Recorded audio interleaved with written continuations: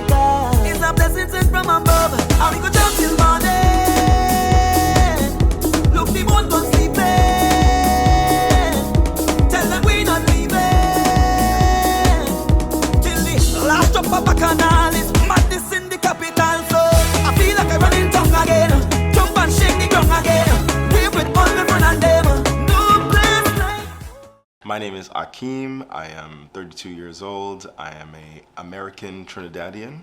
I live in Brooklyn, New York. All right, so speaking about Trinidad, I met you while playing Mass. And now Trinidad is such a country that has a rich culture of the arts, right? Let it be the performing arts, the musical arts, everything. So how did you get into your art of photography? Well, I started photography in high school. We had a senior project where we had to pick something we've never done before and do that for our high school senior project. Growing up, my mom was always taking pictures of our vacations and our various trips to Disney World or Trinidad or other Caribbean islands. So I had a knack for documenting things, and I felt, you know what, let me start with photography. So I did the project. I kind of really liked photography. Once I got to college, I realized that there's many avenues I can go in when it comes to having a career in photography, whether it be wedding photography, fashion photography, event photography. So I've kind of done a little bit of everything since then. Okay. So recently, we know you just came back. Well, not really just came back, but you did Trinidad and Tobago Carnival, which is probably the best experience in the world. How was it for you?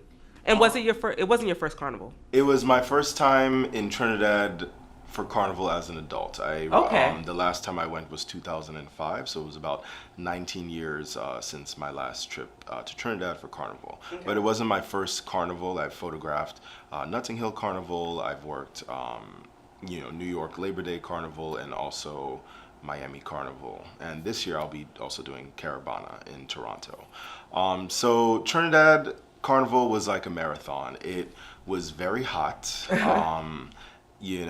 The events just kept coming. It's like I couldn't imagine, actually attending all these events as a masquerader. I barely survived it working as a photographer, so it was very intense. It feels like the parties are nonstop, the vibes are nonstop, everything is just high energy 24/7 for at least a month and a half. Yeah. So with that, what has been lately, what I've seen on your socials is a whole bunch of Caribbean, or what gets the most engagement is the your Caribbean carnival photos, the vibrancy of it, the expressions on the masqueraders' faces. What has been your most memorable shoot, if you have one? I would say Carnival is a very memorable time. I do notice that I get a lot of engagement when it comes to Carnival. I think it's because a lot of people, most of my followers are from outside of the U.S. and outside of the Caribbean, so most of them are very curious what Carnival is. A lot of people don't really know what Carnival is or think they know what Carnival is, or they associate Carnival with the one in Brazil, so they're very confused when they see a bunch of Caribbean people jumping around in costumes that look like what they assume Brazil Carnival would look like. So yeah, I think that my most memorable time is whenever I'm shooting events. It doesn't have to be Carnival. It can be weddings that I've done. It can be events that I've done overseas. I lived in Dubai. I lived in Tel Aviv. I lived in Los Angeles, which is in the U.S., and also Miami. So for me, my event photography is the most memorable for me. Okay, so speaking about places that you traveled, where has been one spot that you would like to revisit, if it's just in regards to photography? In regards to photography, I really liked photographing Jerusalem. I worked as a content creator for a tour company in Israel, and it was just you know, you see people from all over the world who come, and you know, for some it's a big religious experience, so it's interesting to capture, you know, people interacting with you know, sites that they've read about, you know, in Sunday school or at the masjid or at the synagogue. So it is I think that's a interesting city, and I would love to revisit it, you know, in the next couple of years. Okay. So when it comes to, I feel like nowadays everybody's a photographer, everybody's a videographer, cinematographer. What makes you stand out? What do you think makes you stand out than obviously the rest? I think I'm a social person. I love to, you know, get an emotion out of my subject, whether it's, you know, someone dancing in carnival, or whether it's someone, you know, performing, you know, at some other event.